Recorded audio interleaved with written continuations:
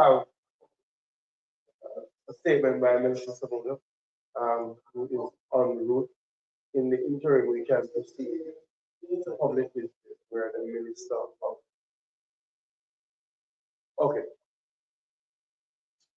So in the interim, Madam Speaker, we can go through the agenda.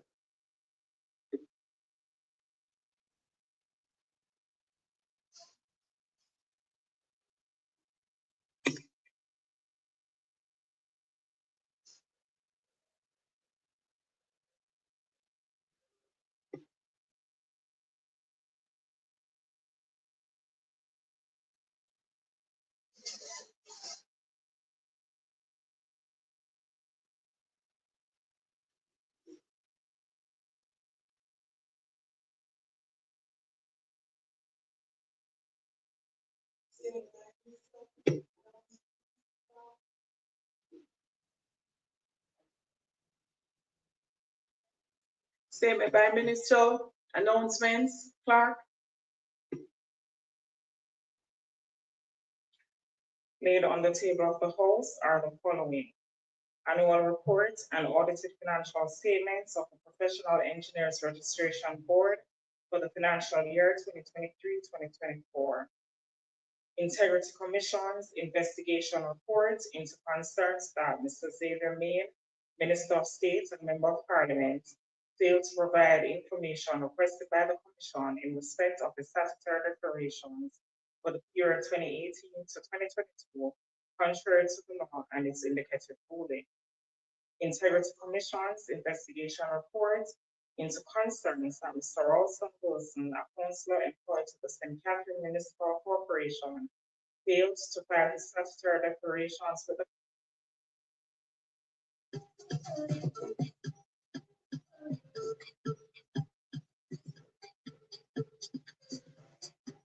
I'm so happy to be here. It's been a great weekend, meeting some of the best people, having great conversations and networking with the best, only the best with the room.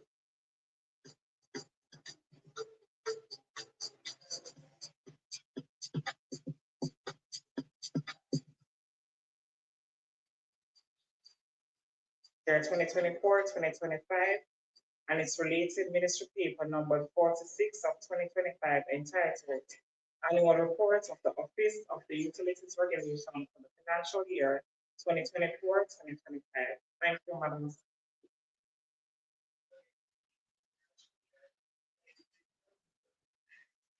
Bills brought from the Senate.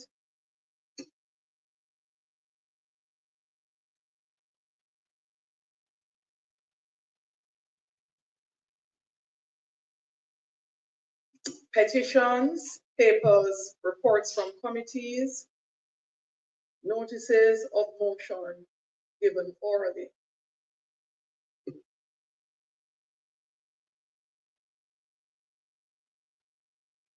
Madam Speaker, I beg to give notice that at the next meeting of the House, I will move the following motion.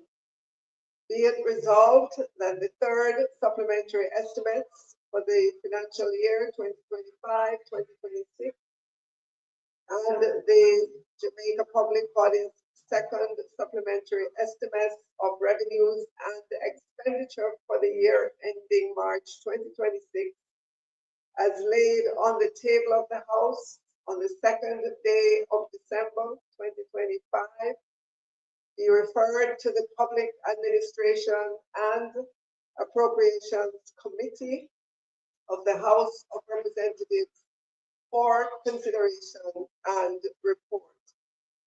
Madam Speaker, I further beg to give notice that at a later stage today, I will move for the suspension of the standing orders to enable me to take this motion.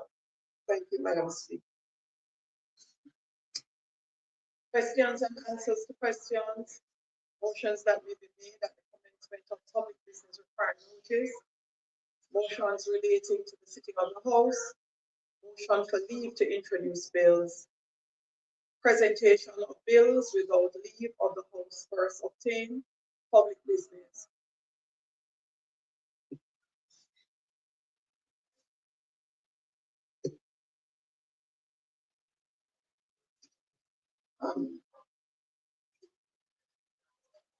I'm a public Madam business, Speaker. I'm a public business Madam Speaker. member from Madam Speaker. It has not reached my desk, member, and you're aware. Madam, not standing orders. The questions, question.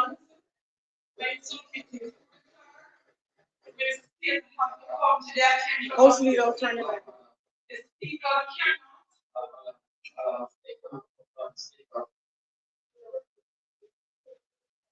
But, Madam Speaker, Madam Speaker,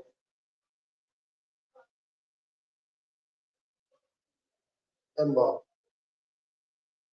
member, member. House leader. Yeah, Madam Speaker, firstly, let me join my own welcome to the students of the Northern Caribbean University, an excellent institution in Manchester. They have done extremely well, especially in relation to research and areas like robotics and entrepreneurship. And I'm very happy that they're here sharing in the house today.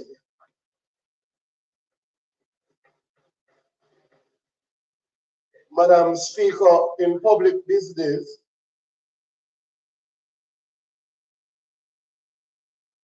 Madam Speaker, yes, the member for South Manchester had submitted to the House, so you and the. He has not submitted any questions through me. Madam Speaker.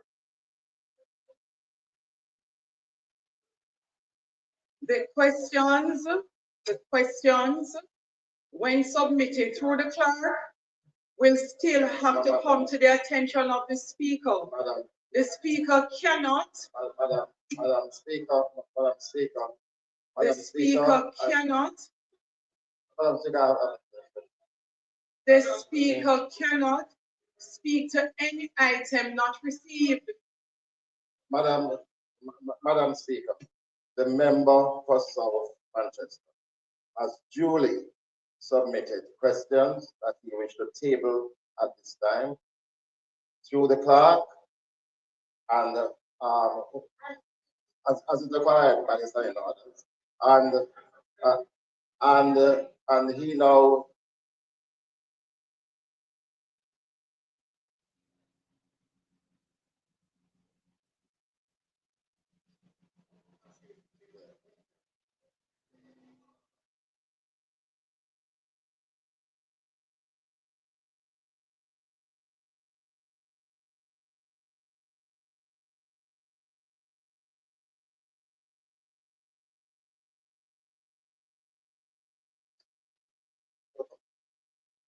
Notice of question.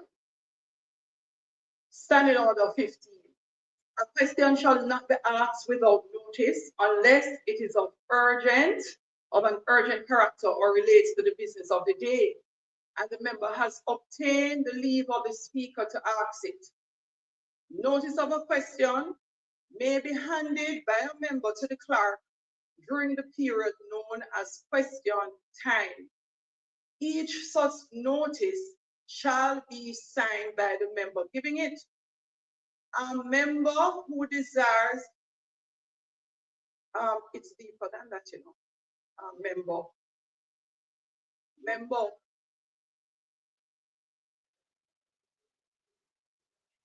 Member, the standing order goes on in detail to contents of questions.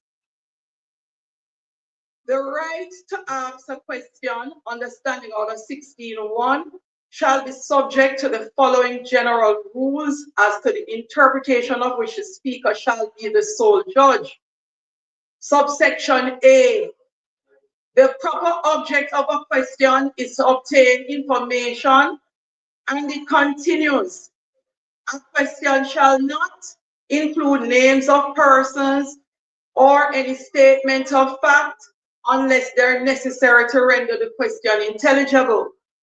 If a question contains a statement of fact, the member asking it shall make himself responsible for the accuracy of, and it continues.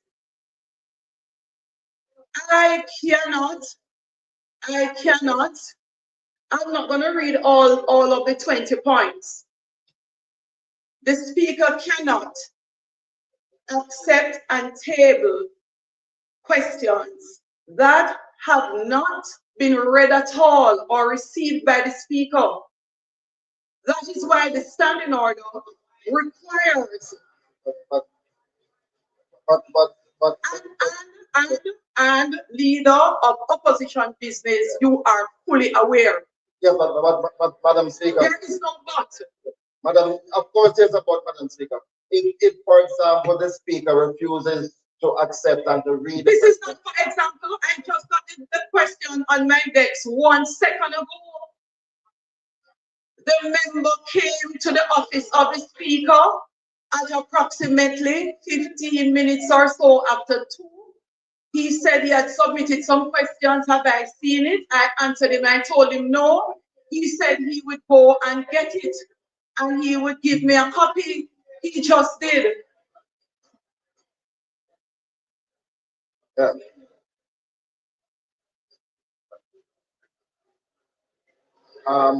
Why can't you just call and give it? Yeah, but it's this morning. Madam Speaker, if the leader of opposition business will just allow me. I would pray in these matters we don't have to be contentious. The questions were sent to the clerk today. There is a requirement that the speaker must review the questions before the questions are tabled. Because before the questions are tabled, the speaker must review, because if the questions do not accord with the rules, if they include statements of fact, etc., that cannot be verified, then hold on. The speaker shall be the sole judge. So, members, allow us to be reasonable. If the speaker, if the clerk gets the questions today, the speaker has to review the questions. You're giving notice of a specific set of questions. You can't give notice in general. The notice is attached to a specific set of questions. You members and members on our side, let us go over this again. The notice is attached to a specific set of questions. You do not give notice in general. You give notice that you're going to ask these specific questions. Before that can be done, the speaker has to review the questions to ensure that they accord with the standing orders. The questions came in today, the speaker will do her review and will revert to the member. House Leader, I will ask you not to take your seat as yet. Let me read further for the member. Subsection 2 of said Standing Order 16, which is why you are sure the speaker is required to review before just putting a document forward. If the speaker is of the opinion that any question of which a member has given notice to the clerk infringes the provisions of any standing order or is in any way an abuse of the right of questioning, he may direct A, that the member concerned be informed and that the question is out of order, or B, that the question be entered in the order book, which such alterations as he may direct. We have never had, even in practice, outside of the standing order, this approach that you're attempting to take. It's out of order. Thank you, Madam Speaker. We will proceed to public business. We will start with the Minister of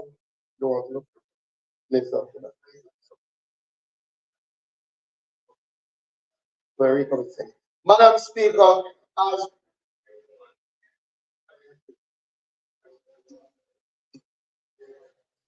Thank you, Madam Speaker. The crux of this issue, yes, you have to review the questions, and a reasonable time ought to be provided for that. These particular questions were submitted by email before 10 a.m. we're told today. So they've been at the Parliament for 4 hours. You're saying that you've just got them. So a member could reasonably expect that those questions, which may not be lengthy, could be reviewed and approved so that they could be tabled today. Given that there's a 21-day notice period before whoever those questions are directed at has to answer. To the extent that the administrative arrangements in this House don't permit the prompt review of the questions, it's problematic because the notice period is extremely lengthy. And that's why we're objecting. Madam Speaker, I think for one to state it's reasonable that the questions are sent today, to be tabled today, is completely misplaced, right? It is completely an unreasonable approach, right? If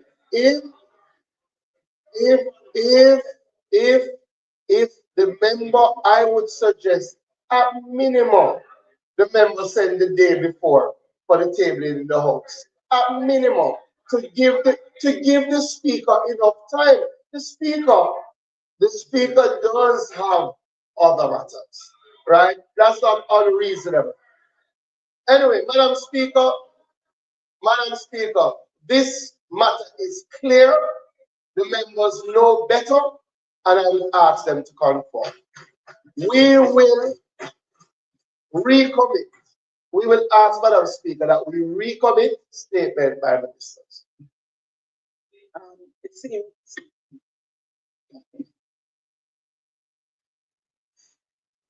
host, we now ask for a recommittal of statement by ministers. Those in favor?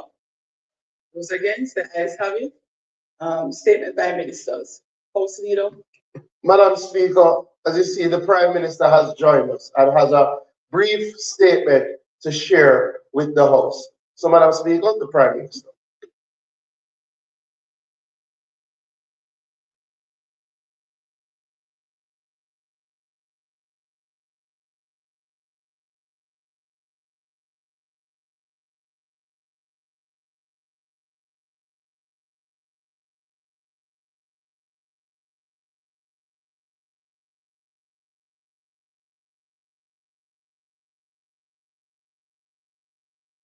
Copies will be circulated.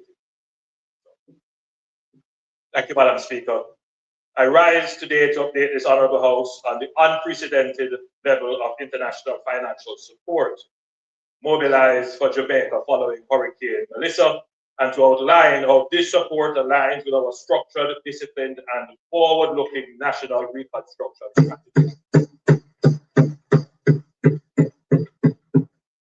Madam Speaker, the international community has responded to Jamaica with remarkable solidarity, urgency, and confidence. Yesterday, 1st of December 2025, the international financial institutions, the IMF, the World Bank Group, the Inter-American Development Bank, the Development Bank of Latin America and the Caribbean, and the Caribbean Development Bank, jointly announced a 3-year coordinated financing package of up to $6.7 billion to support Jamaica's US dollars, support Jamaica's recovery, reconstruction, and long-term resilience.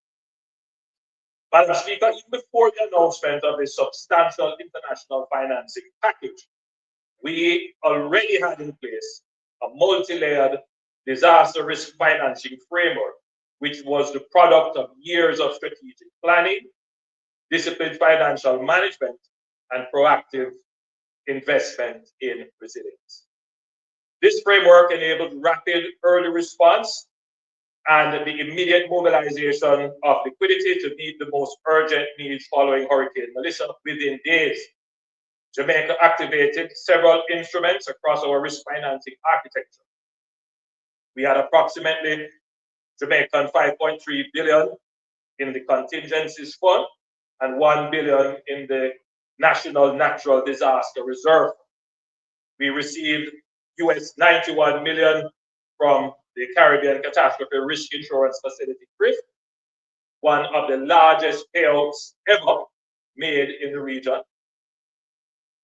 And then we had the US $150 million under the catastrophe bond triggered.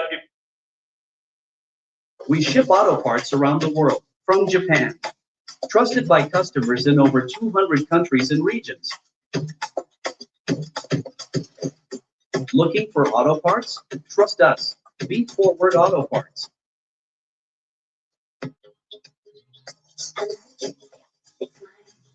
The prices blow my mind. I feel so rich. I feel like a billionaire.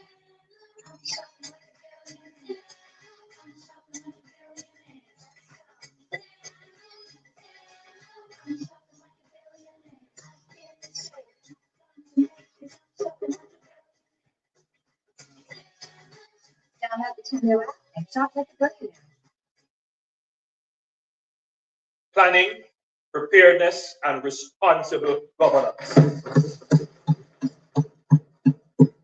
Our multi-layered approach ensured that Jamaica did not wait helplessly for external support. We were prepared and ready to act, ready to deliver, and ready to protect our people. However, Madam Speaker, the scale of the disaster is without precedent in our history. The widespread infrastructure damage, displacement of thousands of families, the destruction of livelihoods, and the long-term economic impacts mean that additional financing is required to support the reconstruction effort and to build a more resilient Jamaica. It is against this backdrop of strong national preparedness that the international community has now rallied behind Jamaica, recognizing that we are not merely seeking help, we are ready to be, ready to rebuild, and ready to transform.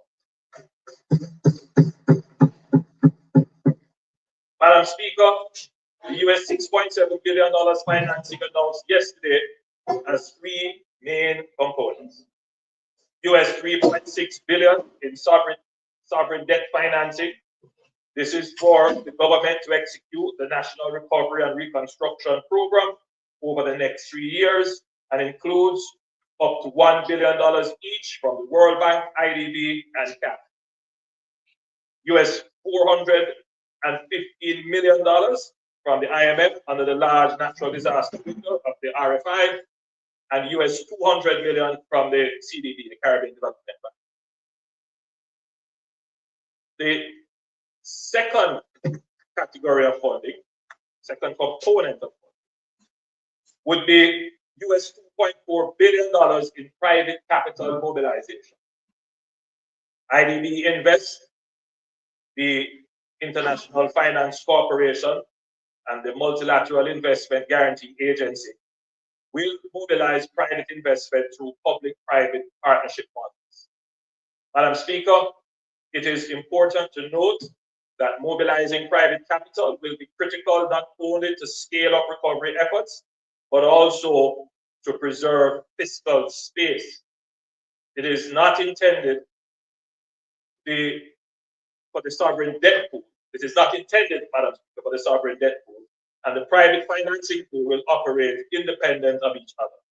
The plan is to use innovative public-private partnership solutions and structures that blend public and private finance and expertise throughout the recovery and reconstruction process. The third component would be grants and technical assistance. The third important component of the overall financing package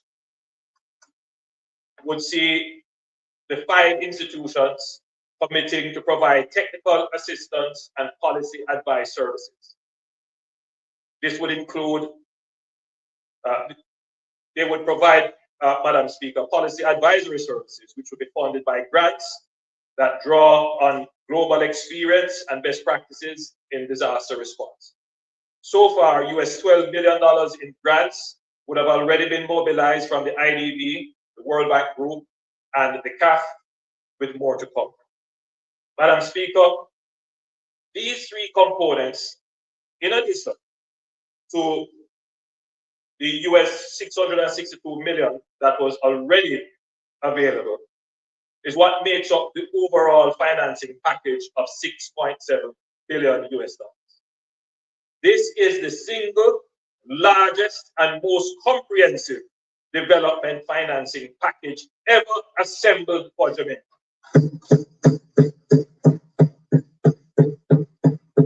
It gives us the liquidity, the fiscal space, and the multi-year investment framework required to rebuild stronger and more secure for our future.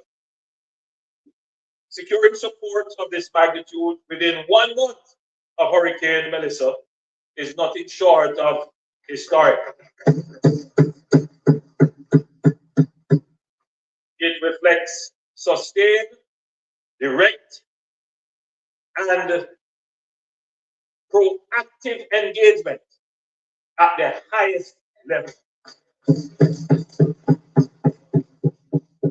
Over the last several weeks, we have had extensive engagements with the heads of the IMF, the IDB, the World Bank Group, CAF, and the CDB, as well as other leaders at the G20.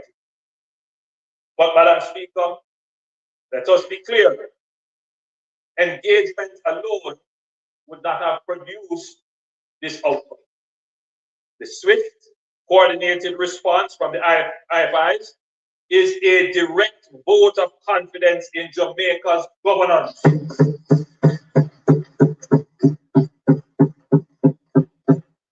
It reflects the credibility we have built through the years of fiscal discipline in managing our economy, in reducing our debt, in strengthening institutions, in managing corruption,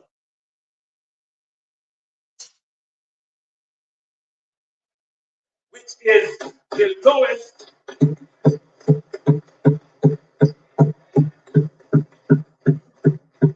of any period of government, especially on the PNP side. By any measure of any index that has been used, it is the lowest. A point that must be made. And it stands unchallenged. So,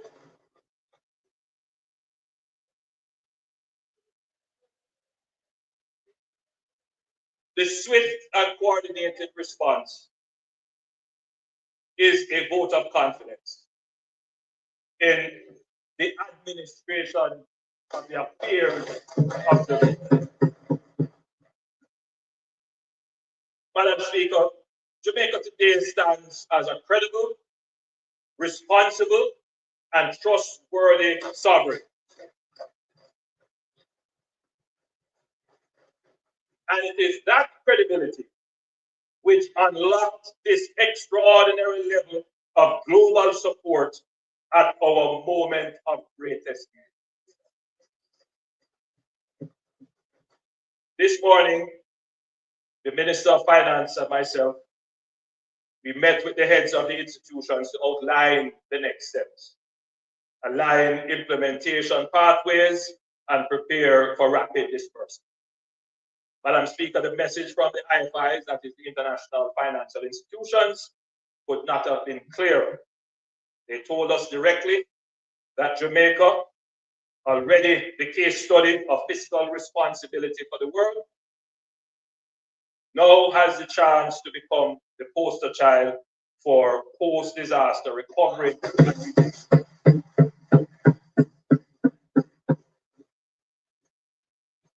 They commended the government for their decision to establish the National Reconstruction and Resilience Authority, NARA, noting that few countries act so quickly to set up a modern, best practice central coordinating body to drive recovery with discipline, transparency, inclusivity, and a long-term vision.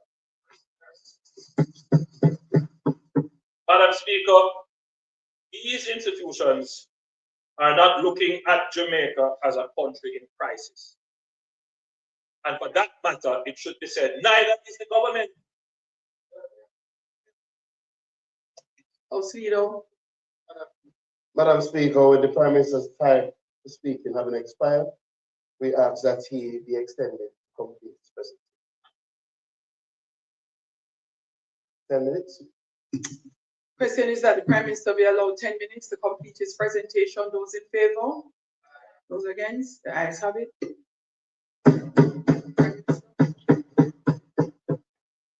Madam Speaker, these institutions are not looking at Jamaica as a country in crisis, and for the record, neither is the government. We see this as an opportunity. They are looking at Jamaica as a global standard setter. The world is watching Jamaica, not just with empathy, but with admiration, respect, and expectations. We now have a rare opportunity to show what a small nation united in purpose and confident in its future can achieve on the global stage. Madam Speaker, the resources being mobilized are aligned with clear, disciplined, multi-phase national reconstruction strategy. Phase 1 of the strategy is the stabilization and the provision of essential services. The first phase of the strategy is focused on the restoration of electricity, water, connectivity, food, shelter, and key transportation links. As these stabilize, relief, which is the provision of the food and the water and other such items, will transition in December, or probably a little later, maybe early January, from physical distribution to targeted financial support through a voucher system, whether digital or physical, restoring dignity, autonomy, and choice to affected Jamaica.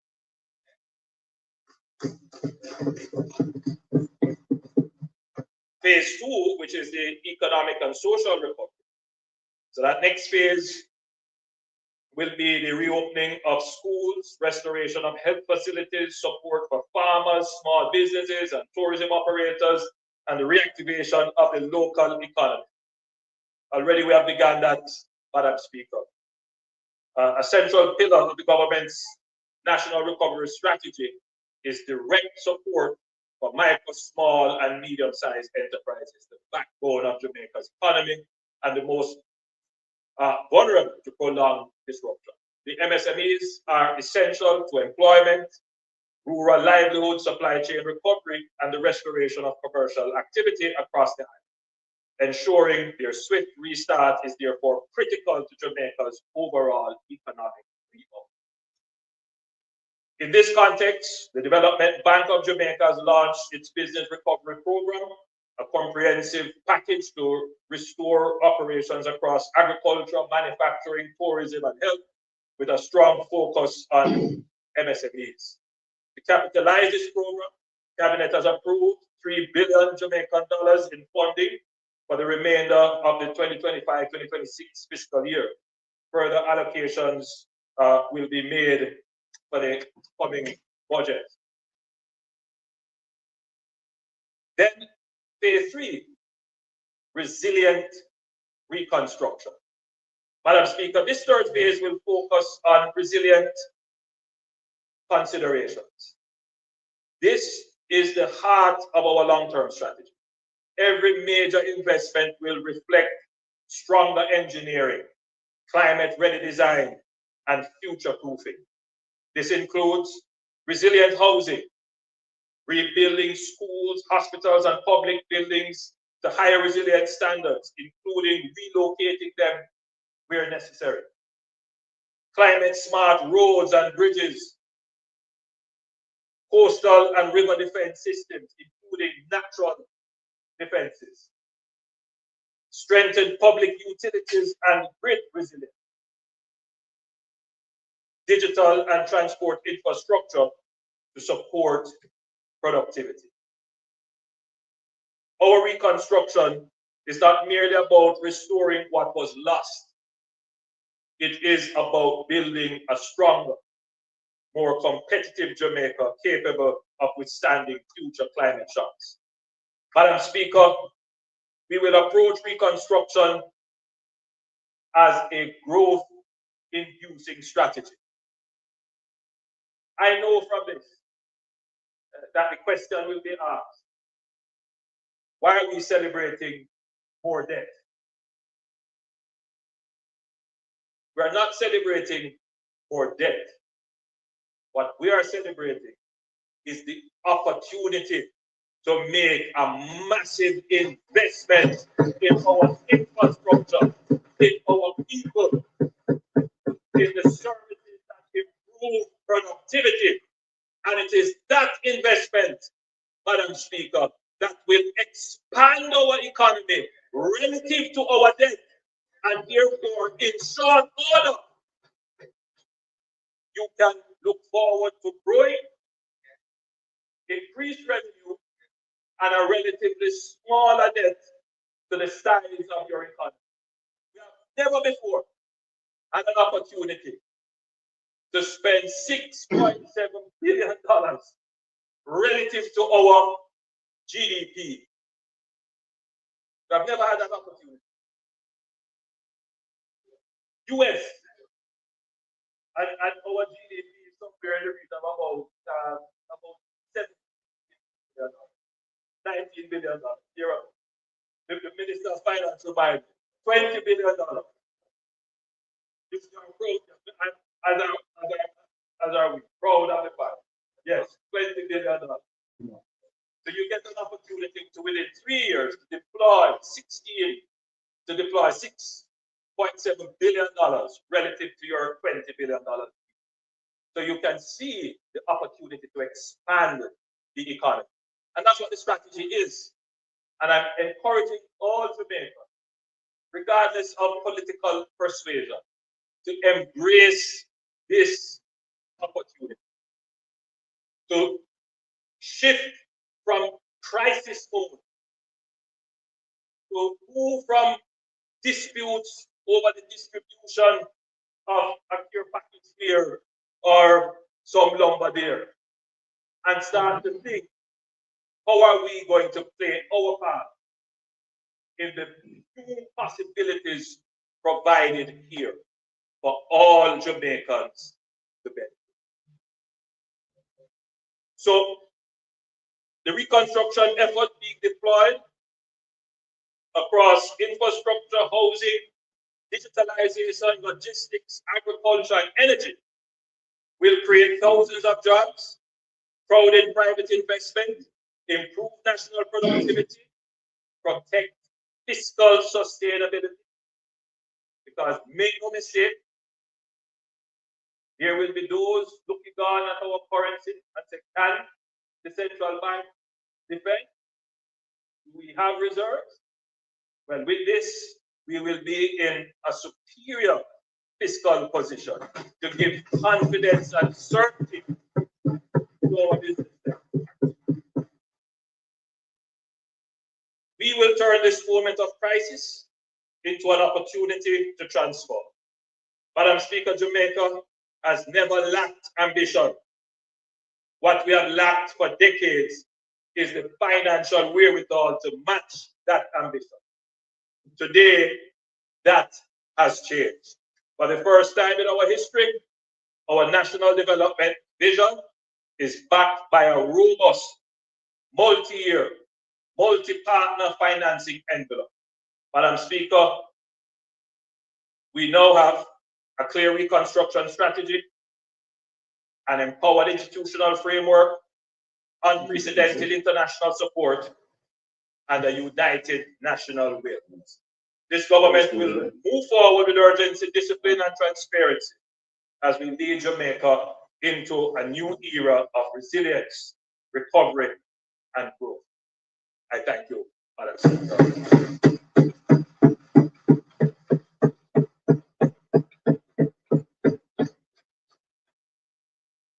Sure.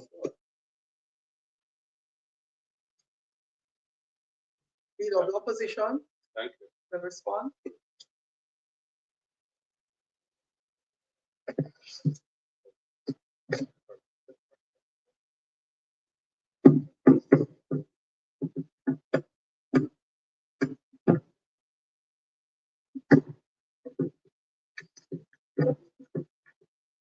Thank you.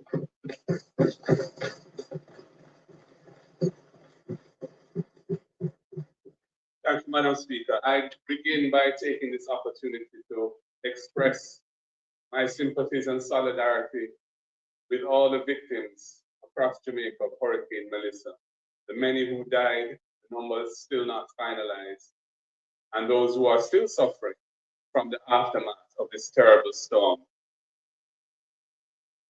Madam Speaker, it is a sad situation in the configuration of the affairs of this world that we, living in a small island developing state like Jamaica, are the recipients of the increasingly vicious effects of the climate crisis, a crisis which we did very little, if anything, to cause.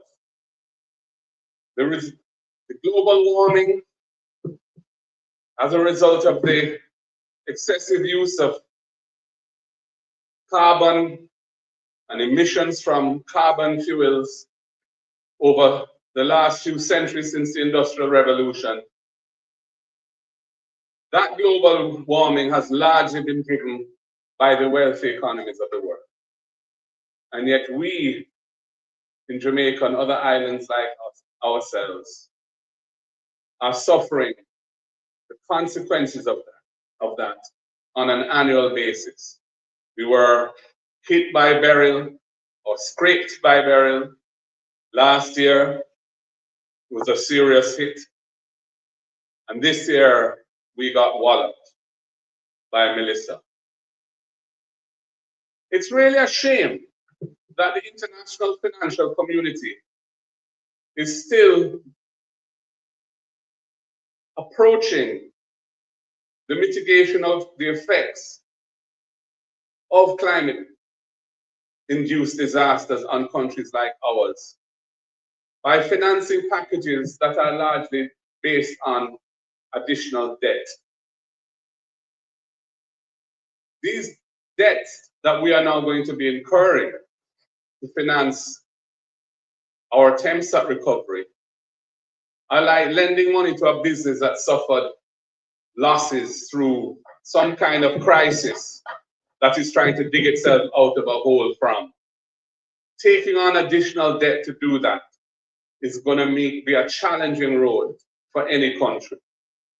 Therefore, I don't think it's appropriate to treat these announcements in a triumphant way. We are going to be incurring the costs of paying back this massive additional borrowing in years to come. We are in a country which has spent the last 15 years seeking to get ourselves out of a debt trap, where we've had to run massive primary surpluses every year consistently to reduce our debt to GDP ratio, with a target that's written into our law incidentally by a government from this side, which we were anticipating would have been met this year before Melissa struck us.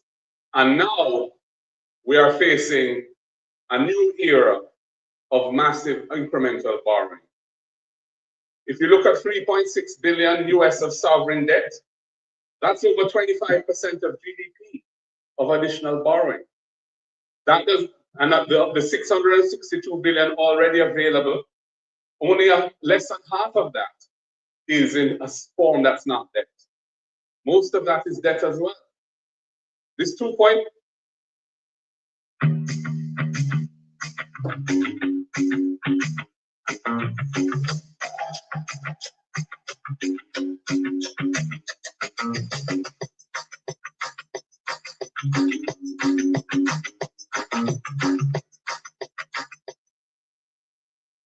I'm glad that the multilaterals are going to support the effort, but at the end of the day, investors have to be willing and there have to be projects available to them that are bankable and investable.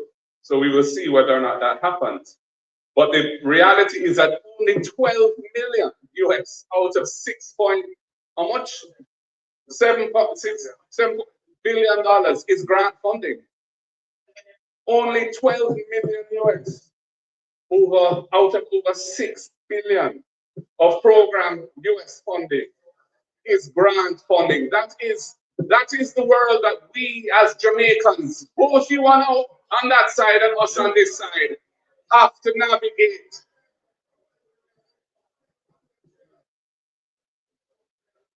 Councillor, members' time for speaking has expired.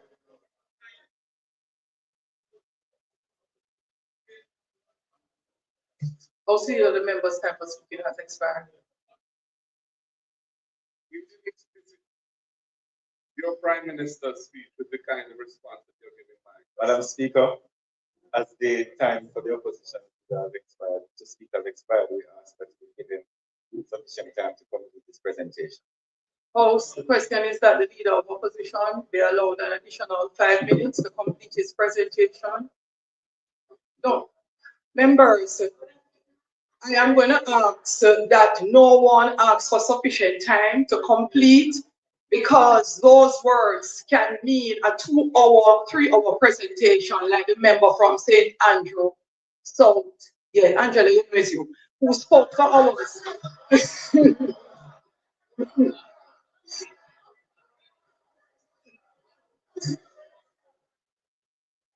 What's your point of order? What's your point of order?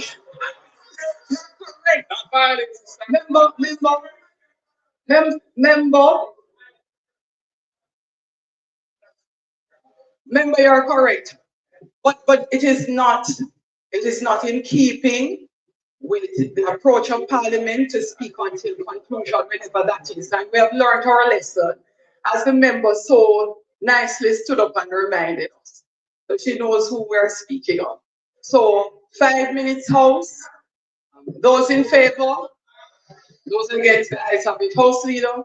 Yeah, I suppose I should be grateful, though it's a very parsimonious allocation of time to respond to such an important speech on such an important occasion. It's symptomatic of what's wrong with this Parliament. And the leader of the opposition is given 5 minutes more to finish a presentation. Anyway, that is the world in which we're being required to live. Madam Speaker,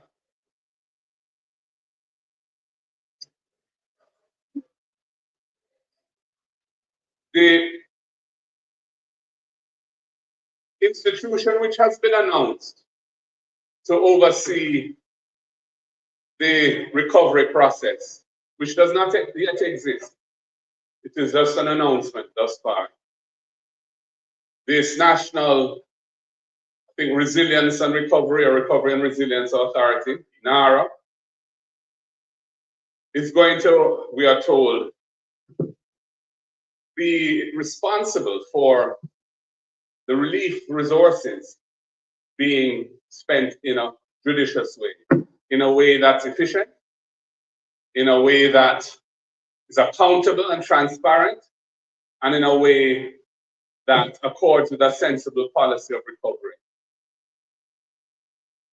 After all, PIOJ has indicated that this financial quarter that we're in now, the economy is going to contract by some 11, I think, to 13% of GDP relative to the same quarter last year.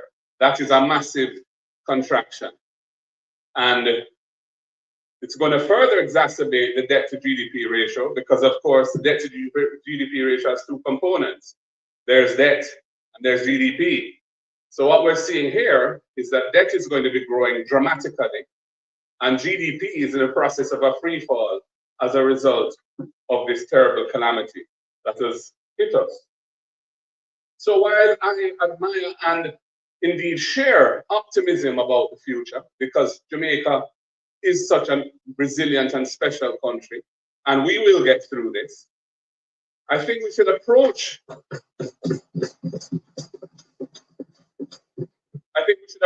an announcement like this with some sobriety, where this event has caused us to retrace our steps substantially from the economic path we were on, and which we, the nation incurred substantial sacrifices to get to where we were. I'm not blaming the government for Melissa. That would be absurd. I'm not blaming the government for seeking resources to fund the recovery. It's going to be necessary to get those resources. I am just making the point that this is not something to celebrate. This is something, not something to gloat about. This represents a substantial setback for Jamaica. And it represents if it's not administered properly, it could permanently weaken our future prospects and damage the country's future. Which is all the more reason why the composition of this recovery authority is important.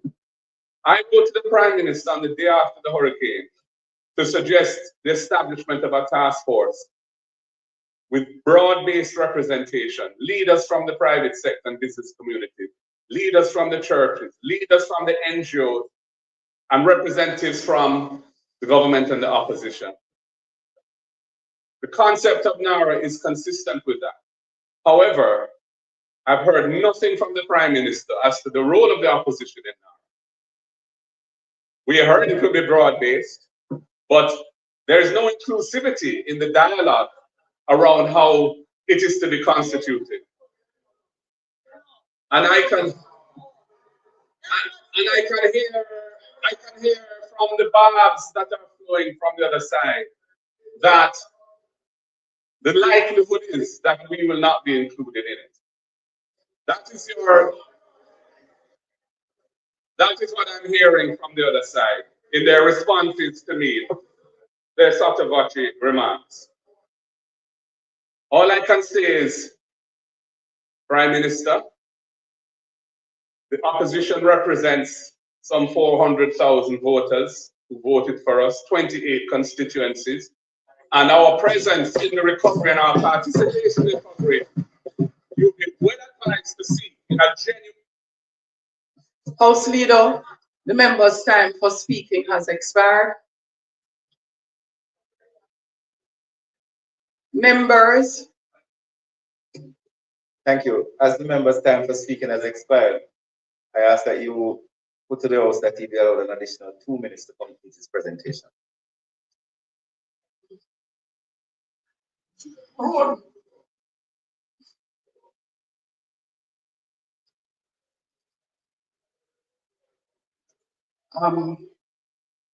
Complete your presentation, Opposition Leader. Thank you, Madam Speaker. Another generous allocation of time. Thank you very much. And Opposition Leader, yeah. Prime Minister got 10 minutes extra on 12 minutes for statement by Minister. Right. And you Yeah, got half of that time. I'm wrapping up. Yeah. It's not in my nature to be long-winded. So, Prime Minister, the point I was making is, I think you would be well advised to seek, in an authentic way, the inclusion of the opposition in the governance arrangements over which these funds will be administered on this recovery, because Jamaica is facing an unprecedented disaster, the scale of which is indeed awesome and frightening to those who have to encounter it on a daily basis in several parishes across the land. So, Prime Minister, I wait to hear your thoughts on this. I have asked you about it for a month now. You haven't indicated to me your views, but I'm putting to you today again what I consider to be the optimal approach to dealing with this particular matter. Time is short and I've been asked to finish within 2 minutes, so I will wrap up now. More or none. We will be hearing about the fiscal rules and we're hearing about the suspension of the fiscal rules, no doubt.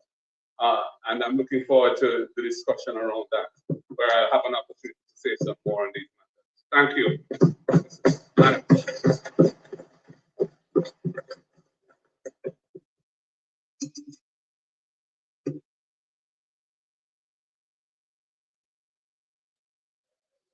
Madam Speaker and Prime Minister, you can guide me here whether you will deal with these questions or the Minister of Finance.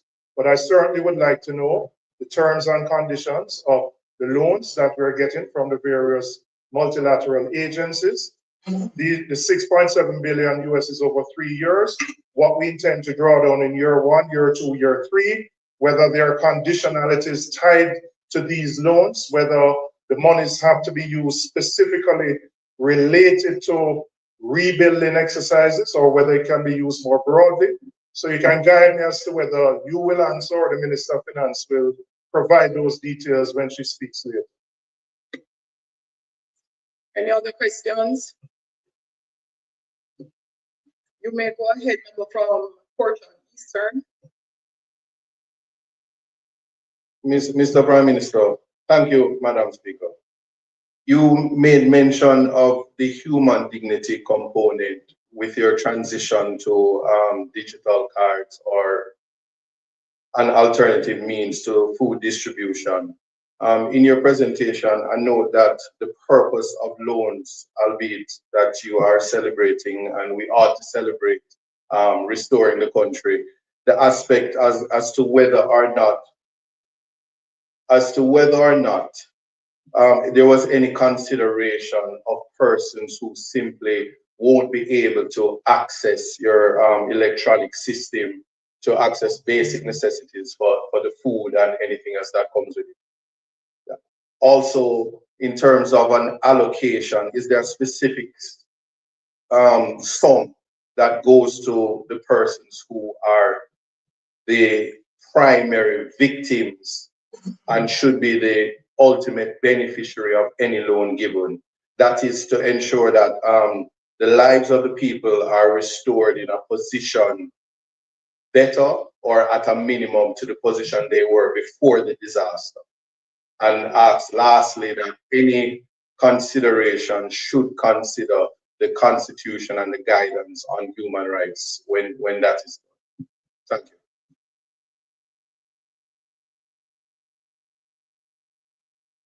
Minister, I was just making sure that there were no other mics on.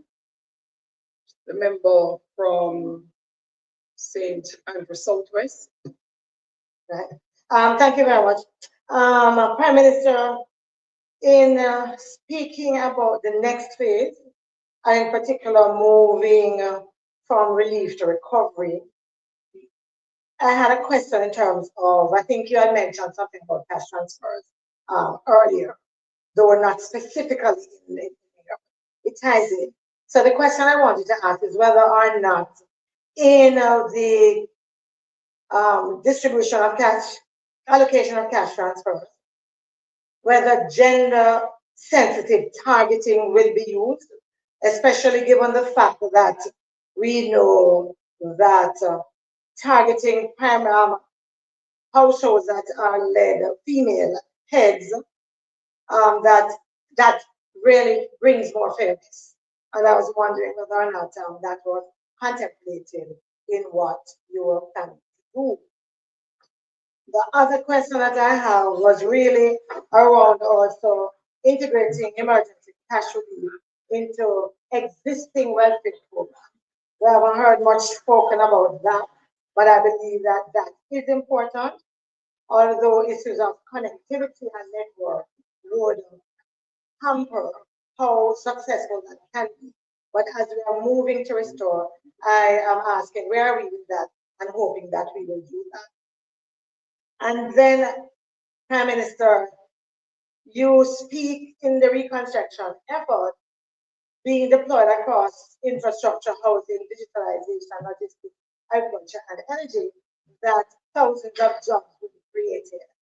Again, Prime Minister, the question I'm asking, I'm looking at how Ministry of Labor and Social Security and some of those who have done the assessment, I'm looking at the cry on the ground about the partisan nature of how it has been done, how some communities have been totally left out, and I'm wondering what will be done differently to ensure that those thousands of jobs that are created for Jamaicans and not on a partisan basis.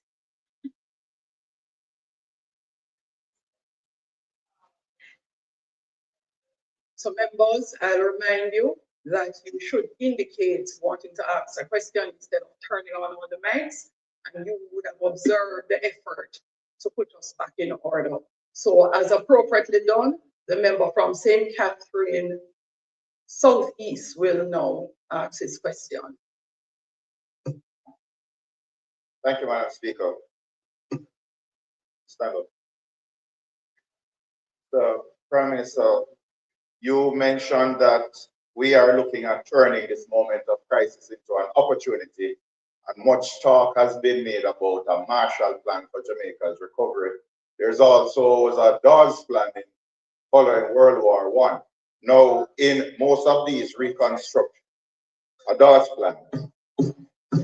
In most of these reconstructions of battered economies, there has been a pivot towards particular industries. Are we going to rehabilitate extractive industries such as mining and tourism, or are we going to move towards the development of industries that can move us to a pathway of growth?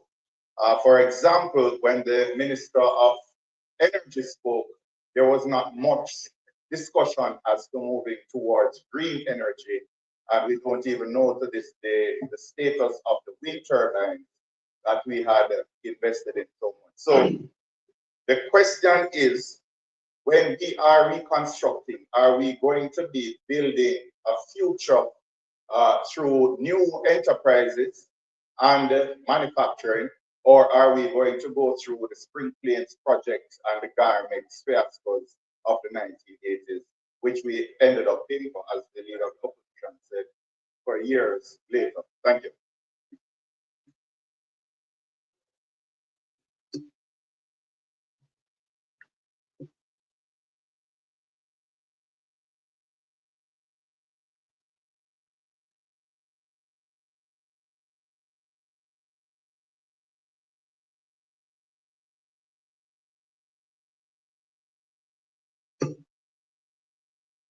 Brunswick boneless sardines, perfect for snacking on a cracker. On its own, snacking made easy. Snacking. So the man, he stood up. You know the rules, you know, you can choose to follow them or not.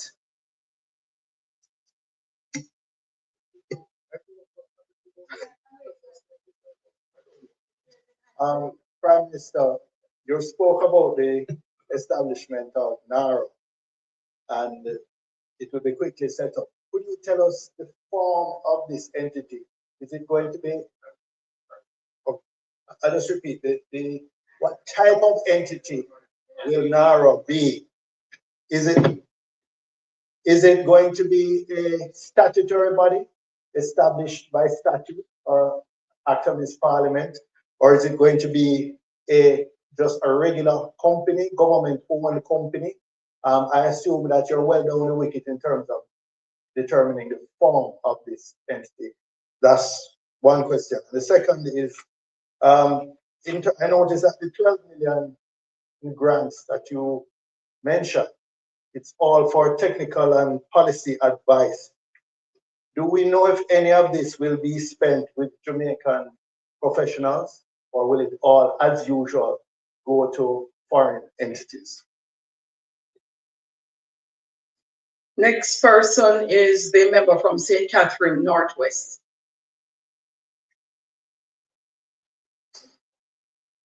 You may turn on your mic, member. Raise your hand and start. So, Prime Minister, I have one question.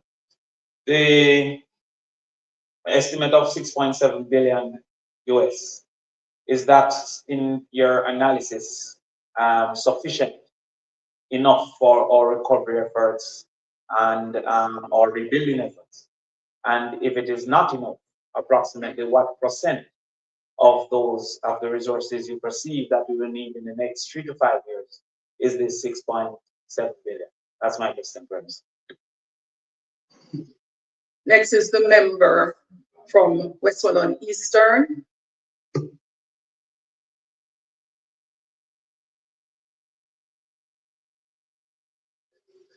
Thank you, Madam Speaker. Prime Minister, I don't think those of us from Westmoreland can see this as anything but an opportunity for us to rebuild. Normally, rural development is not given primacy or focus, and that leads to migration to the urban centers and all of these things. In rebuilding Western Jamaica, one of the fundamental issues confronting the people there is the issue of landlessness.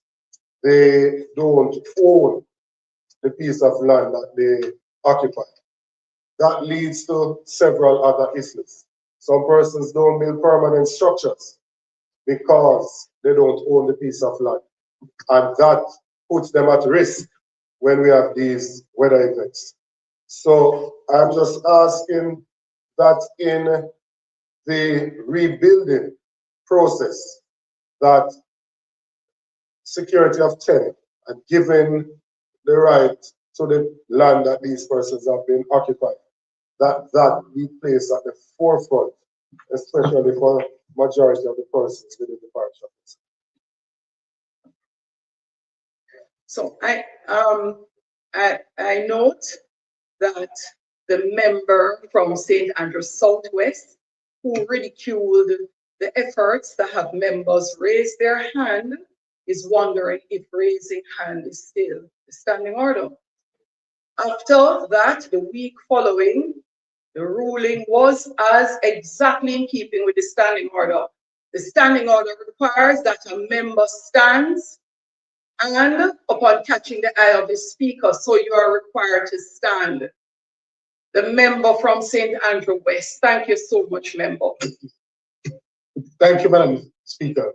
Prime Minister, as Jamaica assumes this new role as a poster child for climate resilience, I would like to support the Barbados initiative that looks at reforming the financial institutions. So the Barbados initiative is that to reform the financial institutions so that we can get better terms for the financing for recovery.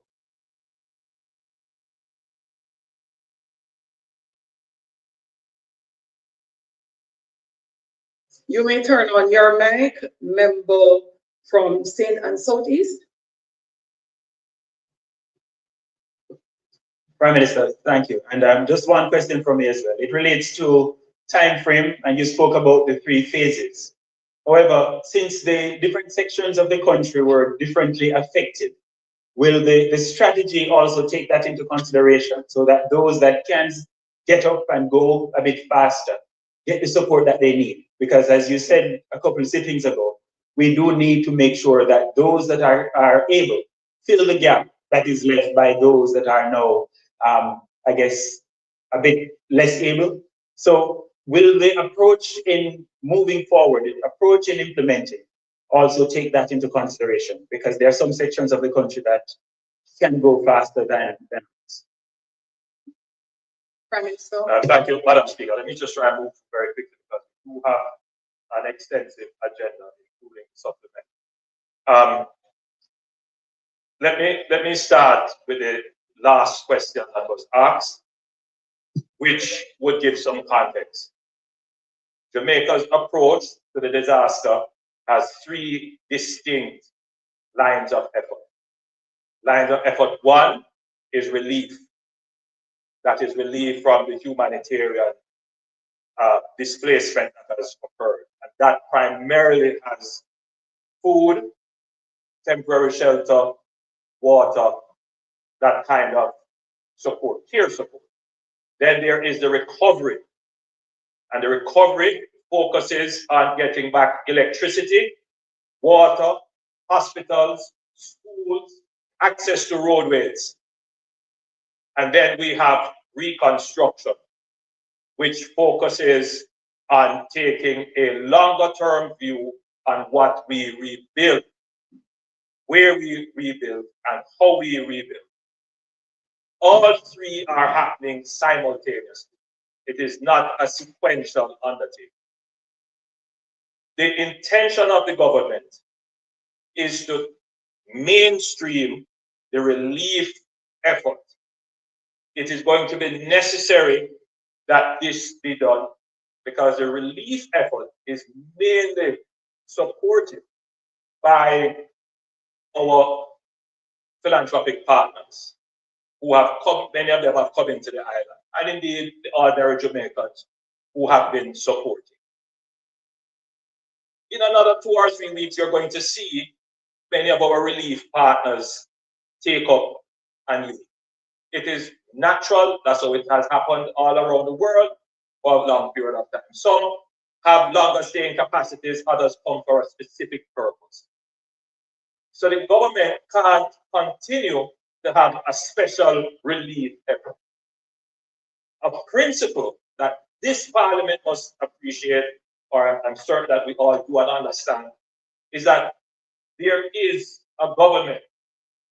And yes, the opposition is a part of the government. The government has ministries, agencies, and departments that are established to provide support through the regular social safety net system, whether it be PAR, whether it be rehabilitation grants, which we do normally. So the government will transition the relief effort into a more mainstream response, stood up by the ministries, department, and agency. Inasmuch as members of parliament have been clamoring to want to deliver package, to want to deliver roofing material, there will come a time, and it has already come, where the members of parliament will be saying, take this away from me, I can't manage it anymore. But you know, this is, Madam Speaker, the challenge. Because in one voice you say you want it, and then in another voice you say you don't want it, you just want it done.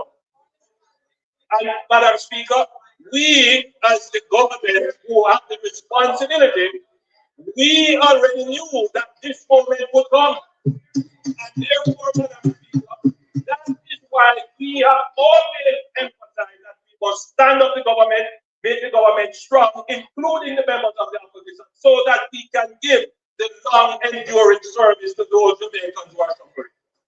That is what we have done.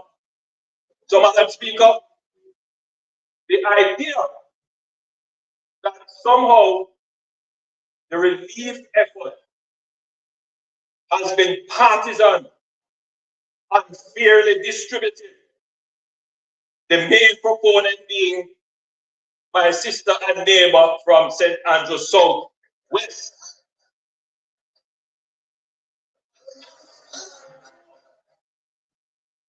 Again, the Prime Minister is misleading the House by saying, and besmirching it, my character, by saying that I am the main proponent. Obviously, he's not on social media. He's not reading what others are saying and writing. I am only bold enough to say to your face,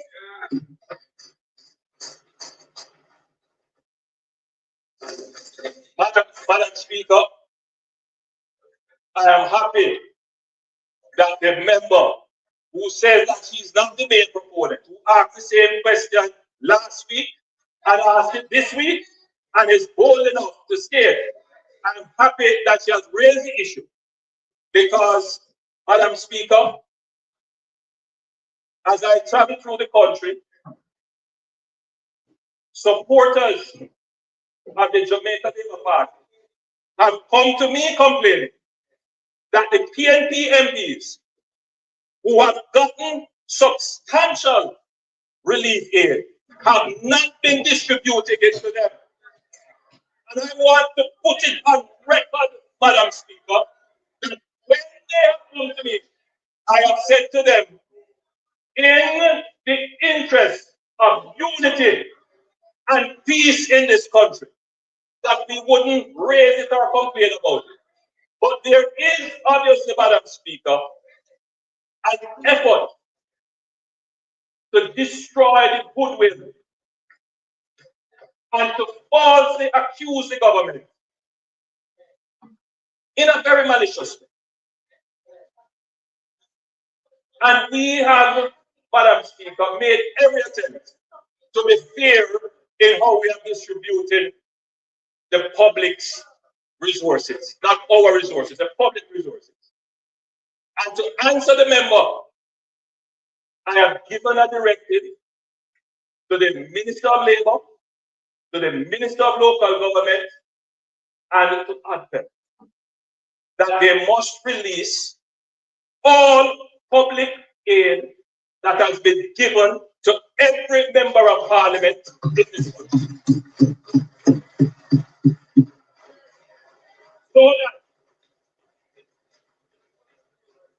the unfair and malicious attempt to cast the government in an unfair light can be dispelled by facts. So, Madam Speaker, that will be made available as soon as the next sitting. And we have also said, I must say, Madam Speaker, I received yesterday a very good report from ADPEP that they now have in place a proper system to manage inventory. So very soon, we should be able to have a public access website where we can see everything that comes in and everything that is used. We will put an end to this deliberate, malicious attempt to destroy the reputation of the government. Madam Speaker, and we will see when it happens who has gotten more. Madam Speaker, no, I'm on my feet. So we will disclose everything that has been given to constituencies. Let me put it that. It can't go to the constituency unless it goes through the MP. So, Madam Speaker,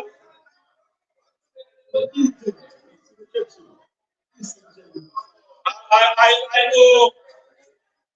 know what has fallen over here and why everybody is all of a sudden getting hot under the collar. Madam Speaker, let me continue.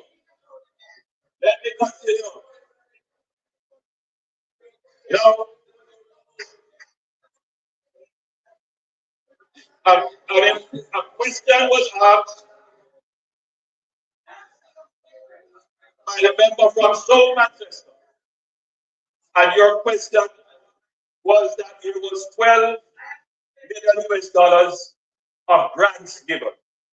I am constrained to say, member, that the grants are specifically for technical advice. There are other grants given in relation to the question asked by the leader of the opposition. There are other grants which ministers who are in the various areas where those grants are given will speak to. But 12 million for this case is for technical advice. 12 million. And you are correct in the sense that sometimes these grants come with conditionalities as to who would be the consultant, and some countries have precisely. Some countries do have a requirement that by their law that some of their aid has to come through their local companies. I am not here saying that this is definitively the case for this. We have not discussed that. Which brings me to the question asked by the member from Southeast St. Andrews, so whether or not you wanted to have more details as to how the loans will be accessed, when they will be accessed, the conditionalities and interest rates and so forth. So today was, so just to back up so that the country understands clearly. 2 weeks ago, I had a discussion with all the international financial institutions at the G20. That discussion centered around how we can assist Jamaica's recovery.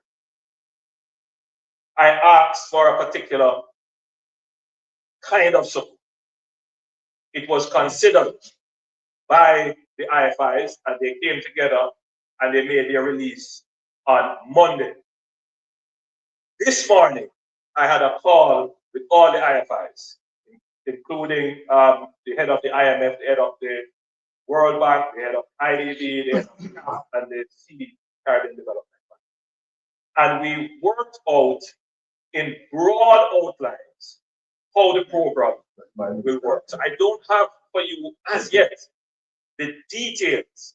The Minister of Finance will now go into the direct discussions to work out the details. We can say that the private sector loans. My family is my world, and their safety comes first. When I get behind the wheel, I'm not just driving for me, I'm driving for them. That's why I trust Guardian General's most.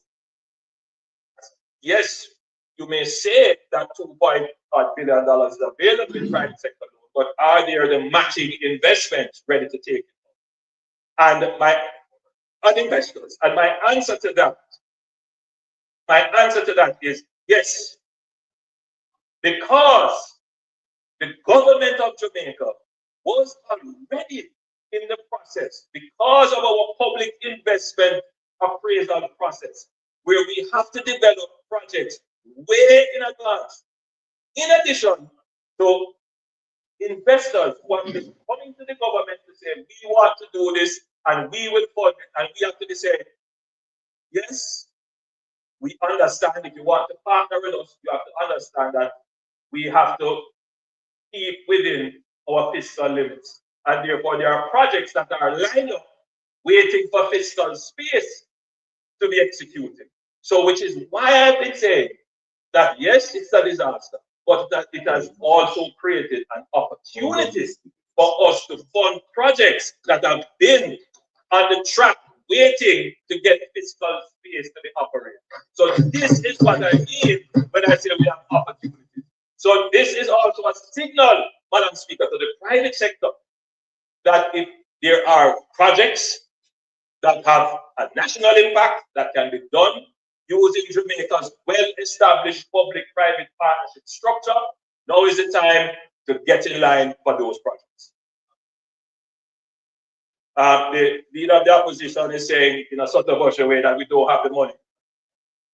The point is that once the international community stands up and commits to it, it would be very rare or something dramatic, negatively would have happened for us not to have access to the fund.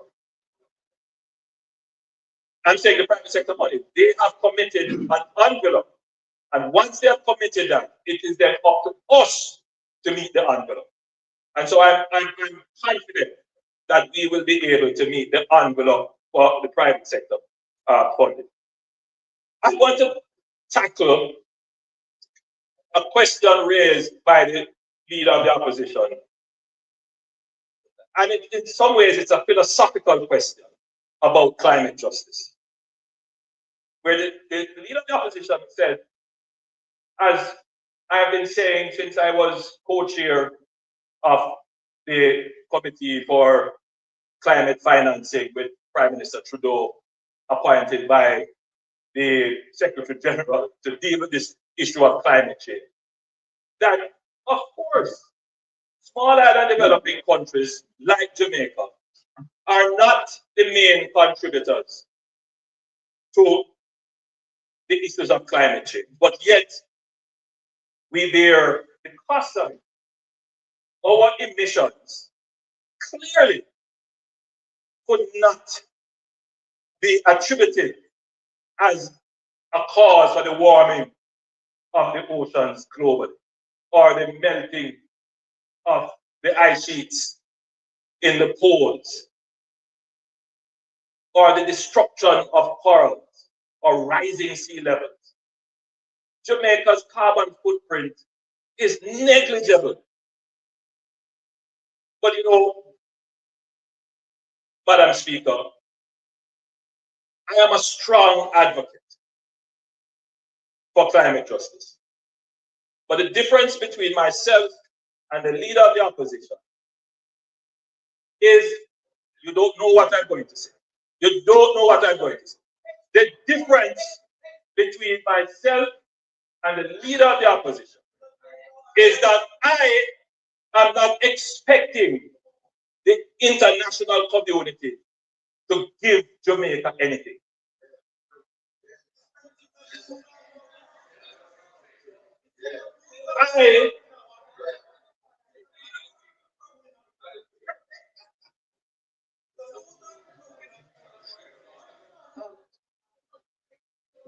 The Prime Minister is attributing a point of view or a remark to me, which is false. I've never said that the international community can be expected to give us anything. I know the world we're living in. I was pointing out the injustice of it and the fact that it's because of the injustice of it that we're going to have to be taking on this massive amount of additional debt to try and dig ourselves out of this hole. That's the point I was making. Madam Speaker, I accept the point of clarification, but there was no point of order. But the clarification attempted by the leader of the opposition. Madam Speaker, my recollection of the leader of the opposition statement is that they are only giving us $12 million in grants.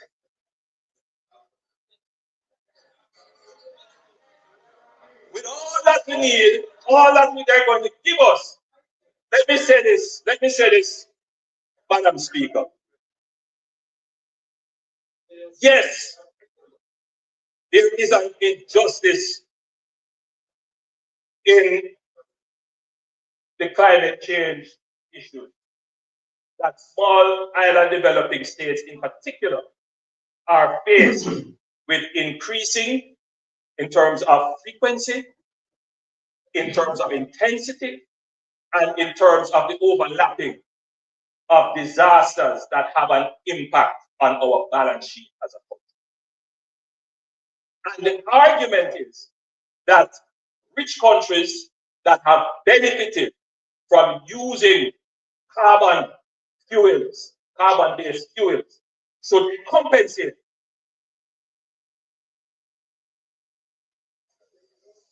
But your Prime Minister, the position I take is that until then, Jamaica must be able to stand on its own 2 feet, develop itself,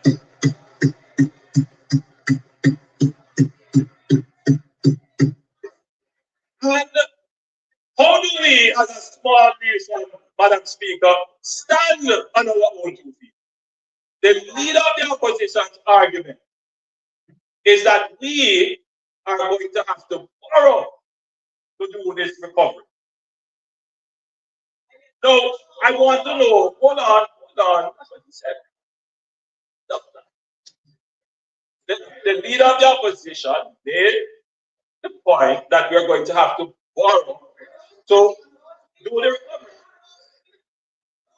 And you have made the exact point. Yes. So what else would we have to do? What else would we have to do? Which shows you the inconsistency of his arguments. But here's the problem now, Madam Speaker. How do we borrow? If it were 20 years ago, 30 years ago, we would not be able to approach the I-5. We wouldn't even be able to approach the international community. But Madam Speaker, even if we were able to approach the international community, it would not be on concessionary terms. It would not be in the structured way as this. Madam Speaker, every country borrows. The real issue is, what are the terms on which you borrow? And it is the first time in a long time, in over 50 years, that Jamaica is able to approach the international community and be able to get these loans at concessionary and structured.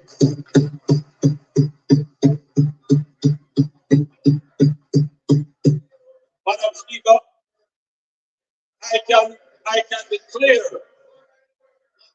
declare with the House that our preferred approach is to engage with the international financial institutions, because invariably their terms are much better than private markets, and they support technical development, and they engage a structured program.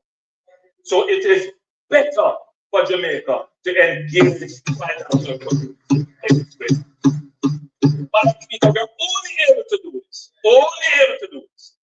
because we have demonstrated that Jamaica is a good steward with its own resources, and a good steward with resources that we have borrowed.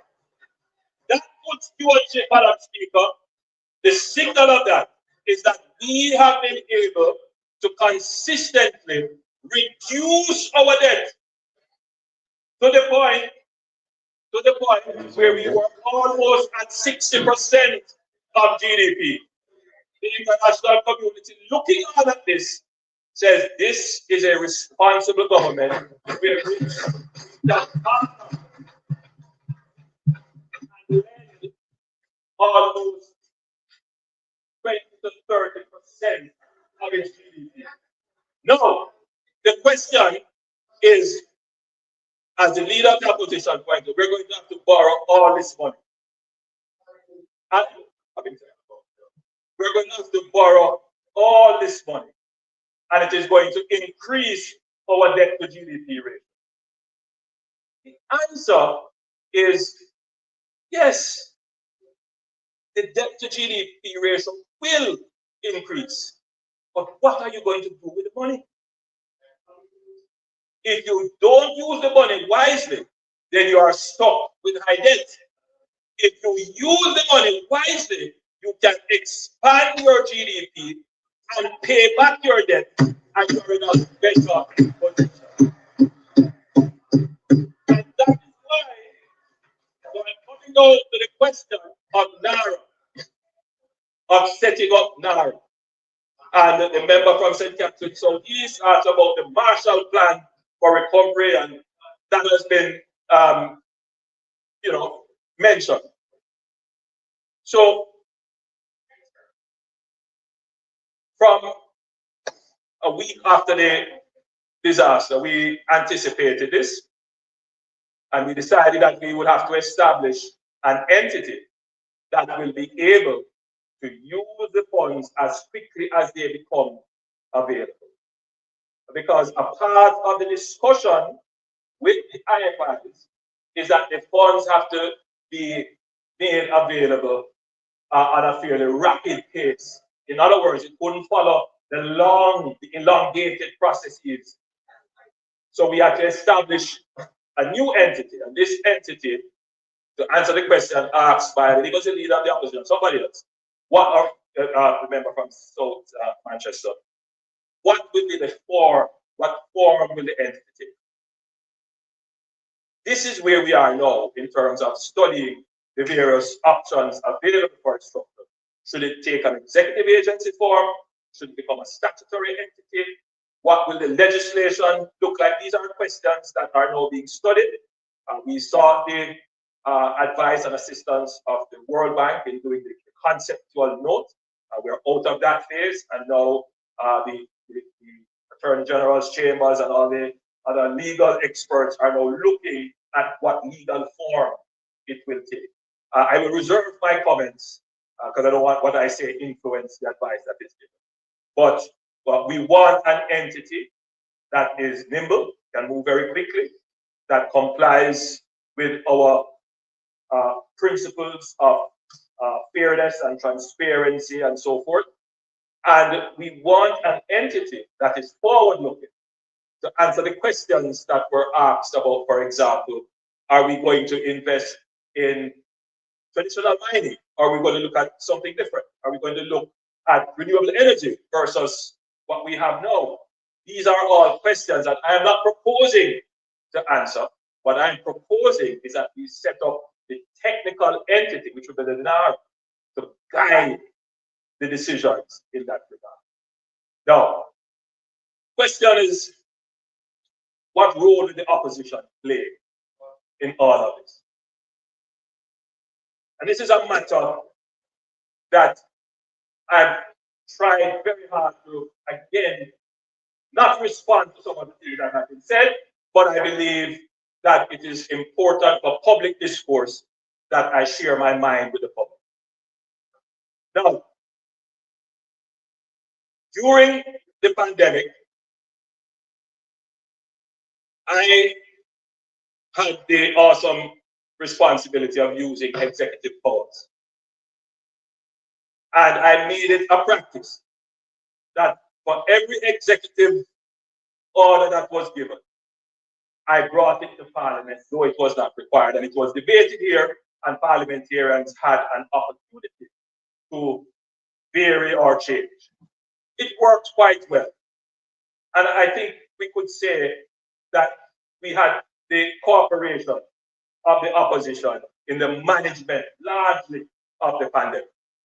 We established a joint select committee where the Minister of Health was at the disposal of a selected number of members to question him on the management from the health side of things on the pandemic. When the leader of the opposition and myself met, he expressed to me that he would want to have a role in the recovery, and that was not something that I objected to. I still, however, have to figure out how does that work. The framework of our system is we have a parliament. This is the ultimate forum in which we meet and debate. And I have said, hold on, I've said, listen, let us establish a special committee. It wouldn't be under the strictures of all the other rules of how the standing committees and other committees work.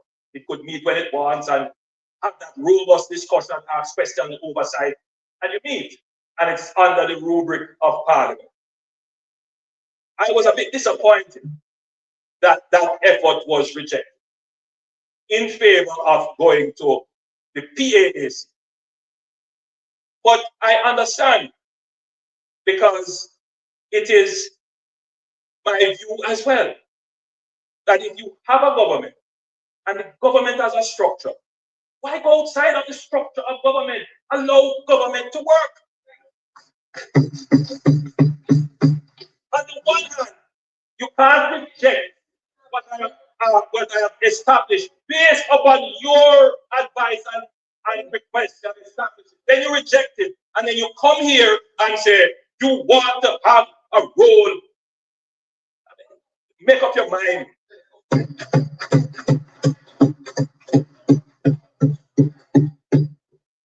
I am not here trying to hug up everything and do everything by myself. God knows I would prefer that everything were done in a way where everybody carries some of the weight. But let's not try to make. From a single hopeful seed to your family's growing need. Nothing is out of reach, no matter. Nara, as spotted by the member from South Manchester, has to be within a legal framework. And I have to go figure out now how that legal framework can incorporate a member of the opposition or members of the opposition in how that is administered. No. We hold on. There is a precedent which I have been thinking about, but I don't know if it does work. Again, the member from Manchester South would immediately recall that the National Security Council was established in this way, where a member of the opposition from time to time was invited to sit on the National Security Council. Hold on. The Disaster Risk Council is an established position. And we have always said, let us use that. But you don't want to use the Disaster Risk Council. You want me to go now outside of the established structure and set up a block structure. That's what you want me to do. No, I'm making my point. You have a point of order, opposition leader? No, opposition leader. Your mic is not on as yet. Okay, thank you. Yeah, the Prime Minister is again misleading the House. We have never objected to the use of the Disaster Risk Management Act and the Disaster Council, Risk Management Council, Disaster Risk Council, as the framework for dealing with disasters. We have perhaps objected to some of the things that happened during the pandemic in terms of the use of orders to create criminal offenses, but that's a different matter. The framework itself is robust and sound. It has been marginalized and put into OPM, and NARA is being established as a new framework. And all I'm saying is, if you want this to be a national effort, it would be a good idea, in my view, to include the opposition in the governance structure of NARA. If it's a statutory body, all you have to do is in the schedule which establishes its composition, include 1 or 2 members appointed by the leader of the opposition. That is standard, it is done. There are many examples in our law of that, many, including things like the Early Childhood Commission and the Parenting Commission. The Disaster Risk Council itself has the leader of the opposition as a member. And there are many, many others. So there's no rocket science to do this. It's just a question of political will and whether you think it's appropriate or not. And clearly you don't. So again, the attempted clarification has not made the position of the opposition clearer. When we met, I explained that there is the Disaster Risk Management Act, which already incorporates the leader of the opposition. Leader of the opposition went out and said, we want a different management structure. Even before I had announced NARA. No, Madam Speaker, I want to be clear. I want to be clear. At the start of my presentation, Madam Speaker, I went to great lengths to explain that the disaster is being managed in 3 different lines of effort. The management of the relief is under ODPEM and the National Disaster Risk Council. The management of recovery is also partially under ODPEM and the National Disaster Risk Council. Some parts of it are privately led, for example, JPS or the telecommunications. They are incorporated. The reconstruction effort, however, by virtue of the time it takes, the funding that has to go to it, is not considered a part of the disaster management as it is. Because once you go through relief, then you go through recovery, then now you're into reconstruction. And so the reconstruction is a separate phase that has to be managed in a particular way. It has to have not just oversight, but executive function. And that's a big difference. Now, before the leader of the opposition attempted to clarify and broke my thought, I was about to say that there are some examples of participation of the opposition in advisory functions, not in the executive function of government. I pointed out the National Security Council for one, the Disaster Risk Council is another, and we could put in place an advisory body, as I had indicated before, of eminent Jamaicans, of members of civil society, and of course, members of the opposition, because there will be decisions that have to be made that require strong political and social discourse. The member from Westmoreland, for example, raised the issue of land settlement in Westmoreland. Now, I don't see how the government is going to treat with the land settlement issues without incorporating the opposition. Because let's say, member from Westmoreland Eastern, that there is a community that is at risk, and it is assessed that we have to relocate them to better, higher ground. And there is some political suspicion. The program is stalled. So we already included, factored in our development of how we're going to administer them, that there has to be the inclusion of the opposition. And I want it to be clear that I don't need to be threatened. I just want that to be clear. I'm not going to accept any threats about if you know. No, that is not the spirit. No, that's what he said. That's what he said. If you are genuine, if you are serious, then let us, as leaders of the country, let us as leaders talk one-on-one without our conversations. I mean, look, let me be clear. Any lies, any misinformation, we have stood by and we have allowed it. That's fine. No is a disaster. The consequences of misleading people in a disaster is a disaster in itself. And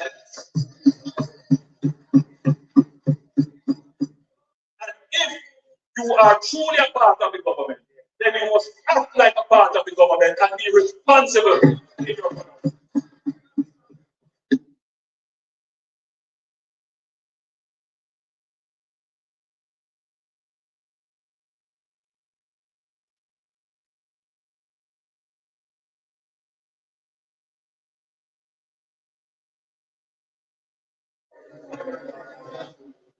No. House Leader. Oh, You can appoint up.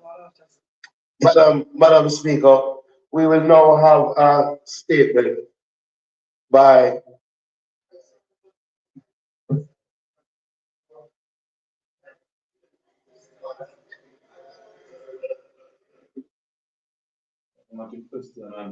Answer the question why you answer it with money sufficient.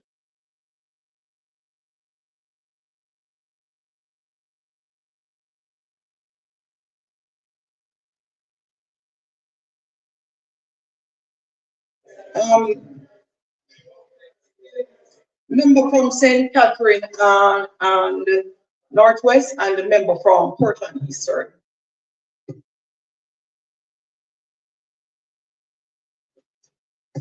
I asked Prime Minister that based on your analysis and the numbers you have received, is the 6.7 billion sufficient? And if not, what percent of what you think we need over the next 3 to 5 years is the 6.7 billion? Hold on, Prime Minister. I had raised the issue of your electronic distribution, moving from electronic and the human rights implications in relation to persons who didn't have IDs and stuff here. $6.8 billion. $6.8 billion is sufficient. We couldn't expect to borrow everything that we need. And we will have to fund some of it from our own revenue, which is why I've been emphasizing that we need to keep the economy going. Let's get back to normal quickly. Though we do have this large envelope. I'm sure it's not going to cover everything, but it is far more than we have ever had, and it is certainly a significant part of what we will do. It's very hard to estimate. The asset damage is 8.8 billion. So we have been given 6.7 billion. That's substantial. Remember now, some of the asset damage is not on the account of government. Some of the asset damage would be hotels which are privately owned, businesses which are private. So a large part In other words, I'm certain that we will cover what is on the government's balance sheet with this amount of money. No.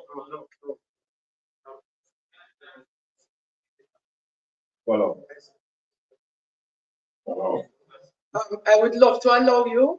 However, there's a member on the government side who would like to ask a question after the questions were responded to, and it is not being allowed. So I will turn over to House Leader. Follow up to the question. House.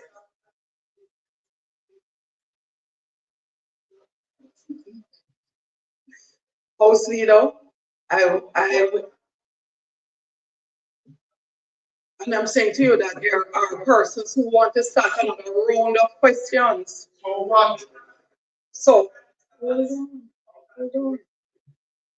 I said House Leader, so you notice you? House Leader, next statement by Minister. That's question. The member from Portland. He asked. Yeah. So Prime Minister wants to respond. He asked this as well. He asked this as well. That Eastern asked a question regarding whether the human rights of persons will be respected when we transition to the mainstreaming of the relief effort. Yes, notice we use the term vouchers, both physical or electronic. And in our traditional standard way of giving social support, members, the persons who receive it, are required to have some form of identification. It is the requirement of our government that persons who are receiving benefits from the government have some form of identification. In this phase of the relief, that was not instituted. There was no request or requirement for persons to produce IDs.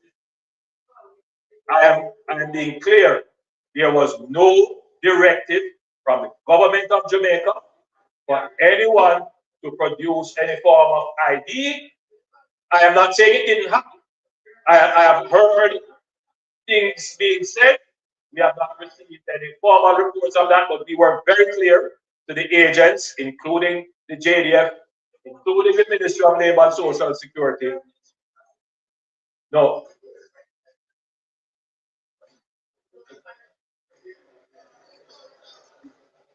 Madam Speaker, just to be clear,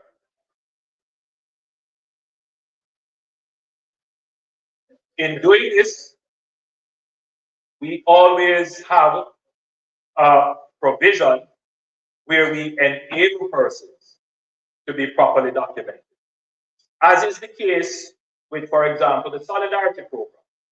When persons are applying, if they don't have the requisite identification, we support them in getting the necessary identification and documentation. So yes, we want to support and we do protect the dignity of all Jamaicans.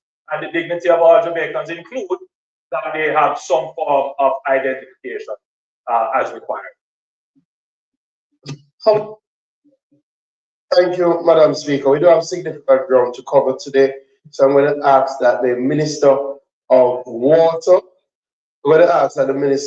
ask the members to appreciate when we go through the questions time and you close and give the Prime Minister a chance to answer, that we know there may always be more that arise, but we ask that we get the understanding so that we can move to the other matters. And we do want to take Minister's chuck to end that debate today as well. So, Minister Samuda.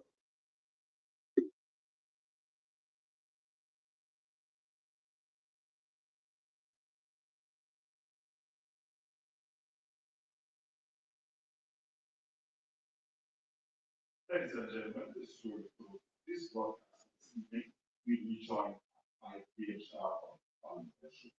So watching City Hall. Minister of Water, Environment and Climate